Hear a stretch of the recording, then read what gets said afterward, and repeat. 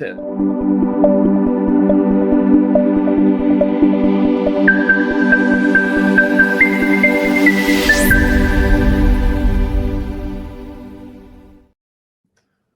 back for another video in our series focusing in on ideas in support of distance learning. And I'm really excited to have another conversation with MaryAnn Johnson and Amy Wiedel of ESU 5's World Language Program as we're sharing out best practices as it pertains to DL in hopes that helps others grow in their practices also. And so we're going to look at those instructional best practices for this particular video. And I'm going to say right from the start that this is a series, and we tried to put together content across a myriad of different focus topics, understanding that there will be overlap with some of these, and so you'll hear from other educators and other videos on related pieces of this, because I know that to be true because we recorded some of these at this time, but I know too that it's good to sort of put all these together in a sequential way, which I'm excited for us to explore with MaryAnn and Amy here. So when we think about instructional best practices, help walk us through, I guess, how that plays out in a DL experience, and what are some of those foundational pieces that are just essential, Amy? Well, I would say that to start with, you have to have a curriculum that really supports DL learning. And so I feel like as a department, that is definitely one of our strengths, and it is always ongoing. So if we see something that didn't work, we will go back in and change it for the next year or change it for the next lesson. So if you look at this document that we have created, so we've taken the world language standards of what our students need to meet each year. We also look at the different proficiency levels and set our goals as a department. And then we have went in and we have set 8 units that help us meet these standards. And if you look, every unit has learning objectives. Then we have our essential questions set up. And then we are super prepared so that our lessons are ready and we hit our 3 modes of interpretations. We have interpretive mode. We have 6 days that we spend on that. Everything we do is very intentional and built out. But to back up quickly, we do ask the students to look at where they're starting with their Empower Learner activity. We give them their I can statements and they tell us how they feel, where they are at, if they can do it on their own, if they need some help, or if they need a lot of help. We then go into vocabulary, and then we get into the interpretive mode of communication, where we give them a lot of, we do a lot of the speaking. We do a lot of so they can internalize the language, they can hear the language. And then we go into presentational. So that's when they're asked to actually use the language to create a fun presentation. And if you look, every day we have scripted for us, or not scripted, but we have a presentation built out that is very interactive with our students. As teachers, we are able to go in then and take these lessons and we can make them our own. So if there's a lesson that we've created that we feel like we need to add a little bit of review, then we can add review to our lesson. If we feel like the students need a little less of something, we can skip over something. So I think it's super important for a best practice is to make sure that your curriculum is set, that it meets all the modes of interpretation, especially for foreign language, but also that you're willing to change it based on the students that you have at hand. Then we go into interpersonal, where they're speaking. And if you look, everything's set out to quiz. And then one of the most important things we end with is we have the students evaluate themselves again so that they can see their growth. You know, I think in a foreign language, students want to go from not knowing anything to being fluent the next day, and that's just not possible. So I think just the small bits of growth that they see along the way is super important. So I would say just having a set curriculum that's super interactive, that meets your standards, but also one that you're willing to change based on your students' needs is super important.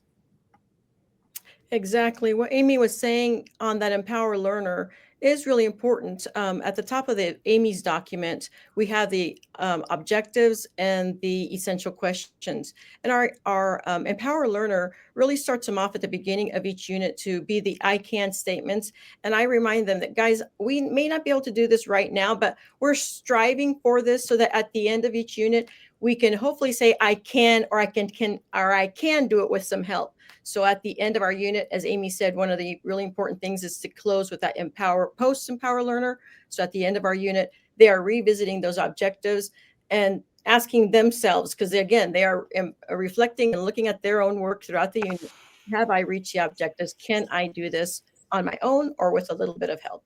And so that document really is essential for them to end and review their learning. And I would quickly add, we do have a physical notebook that we send out to the students. I feel like that has made our curriculum so much better, because a lot of times people think that DL is simply like on the computer. Students like paper pencil as much as some of us might not realize it. I also think just them practicing the rote writing, I think that really puts it into their brain. So we have a set notebook that we send out that our proctors or our school print out for our students. And they have the worksheets, it's actually more like closed notes. So they are interacting throughout every single presentation that we have. And so we'll do speaking, and then they'll go in and they'll fill out a chart, and then we'll do something else, and they might interview a classmate. So I think just having that where there is structure and the students have the notes in front of them also helps. Yep. Consistency is also important. We use Canvas as our learning management system. So on our Canvas page, each teacher creates a home page or an overview of our lesson. So again, as I try to insert a little bit of humor on the top of it, but it's important to communicate everything with your students. So my communication, contacting information, my email is there. I have my grading rules, I guess, of turning in homework late. And then as you scroll down the page there on Canvas, then the whole unit is laid out in order. All the assignments are numbered and titled, and they all match throughout the whole unit. So that's important for them to see that consistency, so they can find, oh, what page did we do? What assignment did we do last night? And I can say, oh, we did 3.03A yesterday. So they can click on that on the homepage and see what date we completed the work, and they can click on it, and it takes them right to their learning management system. And also what I love is when you click on those, then we have, so you weren't in class today, what should I do? And the students are able to see the presentation that was presented, and they are able to use, if they have their physical notebooks, awesome. They can fill out their papers on their own going through the presentations that we have. If not, there's an annotation ability on Canvas, and they're able to just pull up that worksheet on that annotation, and they can fill it out and they can submit it right on Canvas. So it's super important if our Canvas homepage to communicate with the students, to show them what we're doing. But also if a student wants to work, like they know they're going to be gone tomorrow, they can work and get that done so they're caught up by the time they get back the next day. Mm-hmm.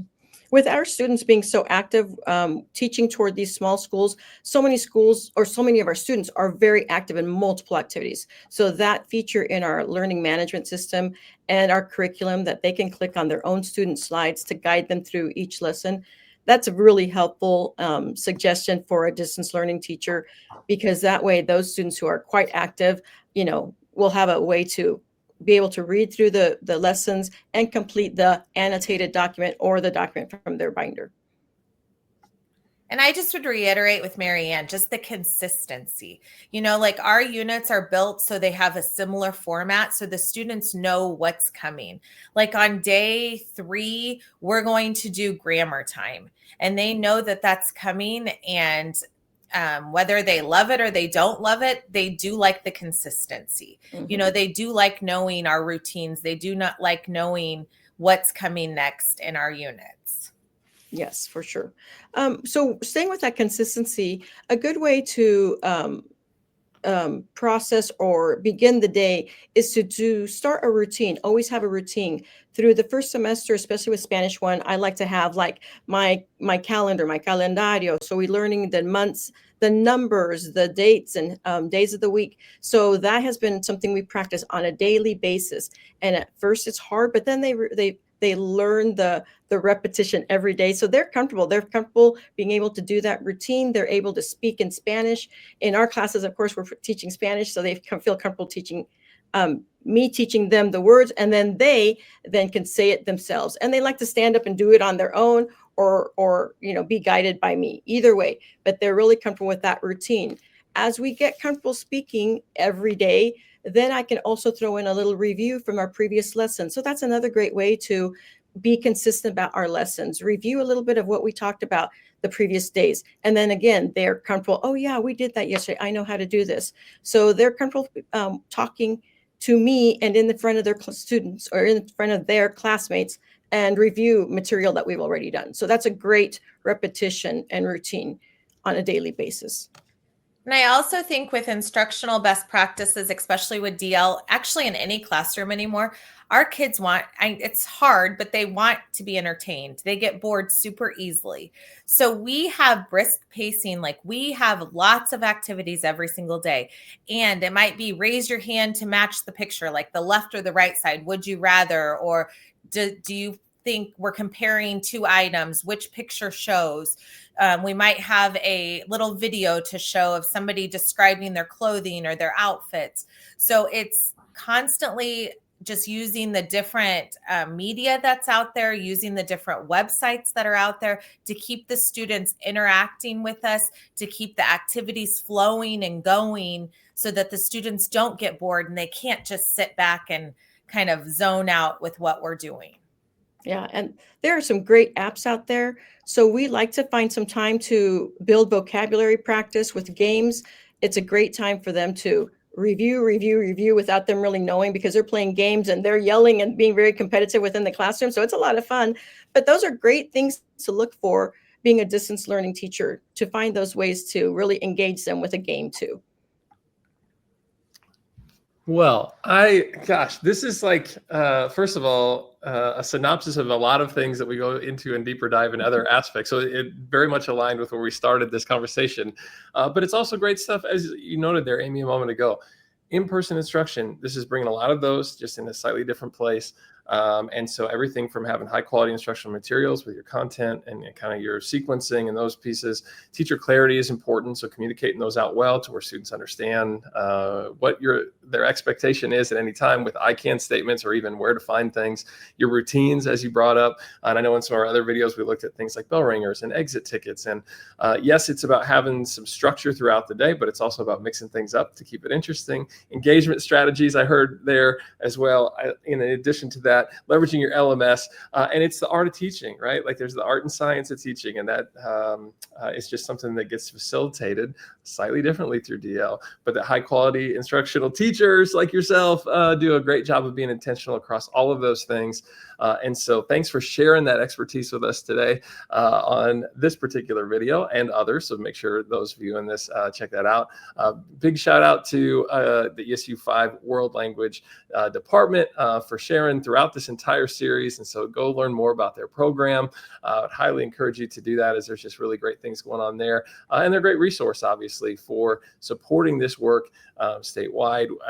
I want to stress too that while world languages at this time is predominantly a content area that is delivered through DL, this conversation is applicable to English and science and math and other content areas also. And so we're just excited for the opportunity to highlight some of our great DL teachers like Amy and MaryAnn through this series, but certainly want to keep that open to some of the other content areas that are out there. So make sure that you check all of that out. Last but not least here on our NVIS site, where you can go and see what courses are available, or request one if you don't see the one that you're looking for. So with all that being said, Amy, MaryAnn, thank you for your time. And folks viewing this, make sure you check out the other videos in this series.